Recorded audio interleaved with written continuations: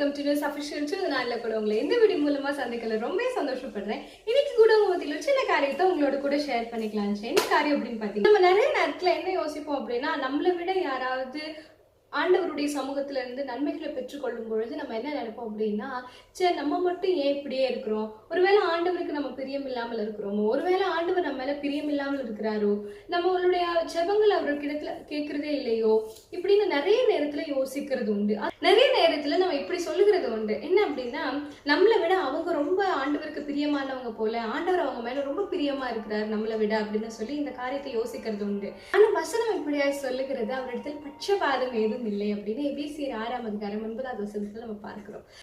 So உங்களோட வாழ்க்கையில இன்னைக்கு நீங்க அந்த மாதிரியான ஒரு சூழ்நிலையில நீங்க இருக்கிறீங்க அப்படின்னா, தேவன் சொல்லுகிறது அவரிடத்தில் பட்சபாதம் இல்லை. இன்னைக்கு அவங்களுடைய ஆசீர்வாதம் நம்மளை விட அதிகமா இருக்கிறதுனால நம்மள தேவன் ஆதரிக்காமலையோ, இல்ல நம்ம மீது அவர் அன்பு செலுத்தாமலையோ, இல்ல நம்ம ஆசீர்வதிக்கிறதுக்கான சித்தம் கொள்ளாமல் இருக்கிறதோ அர்த்தம் கிடையாது.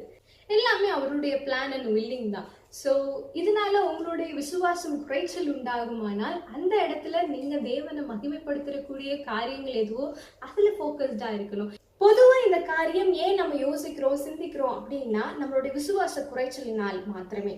பிறர் சீக்கிரமா ஆண்டவரிடத்துல இருந்து பதில பெற்றுக்கொள்ளுகிறதுனால, சிலர் அவங்களுடைய ஜெபத்துக்கான பதில் அவங்க சீக்கிரம் பெற்றுக்கொள்ளுகிறதுனால நம்ம இந்த காரியங்களை சொல்றோம்.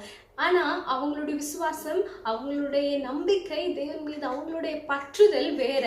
அதனால அவங்க அதை சீக்கிரமா அனுபவிக்கிறாங்க. நம்ம பொறுமையா நிதானமா நம்மளுடைய இருதயத்தை பக்குவப்படுத்துறதுக்காக தேவன் அந்த காரியங்களை தாமதிக்கிறதுனால தேவன் நம் மீது அன்பு கொள்ளாதவராக இருக்கிறது இல்லை. ஸோ இன்னைக்கு உங்களோட வாழ்க்கையில நீங்க இப்படி நினைச்சிட்டு இருந்தீங்கன்னா, உங்களுடைய விசுவாசத்தின் பயணத்தை மேம்படுத்துறதுக்கான காரியங்கள் எதுவோ அதை நீங்க செய்யும் பொழுது கர்த்தர் உங்களுடைய தேவைகள் இன்னதென்று அவர் நம்ம கேட்கறதுக்கு முன்னமே அவர் தெரிந்திருக்கிறார். அப்படி இருக்கும் பொழுது எப்படி உங்களை ஆசீர்வதிக்கிறதுக்காகவோ இல்ல உங்களை அவர் நினைவு கூறுவதற்கு மறக்க முடியும். அவருக்கு மற்றவங்க மட்டும் இல்லை, நீங்களும் ரொம்ப பிரியமானவர், ரொம்ப பிடிச்சமானவங்க.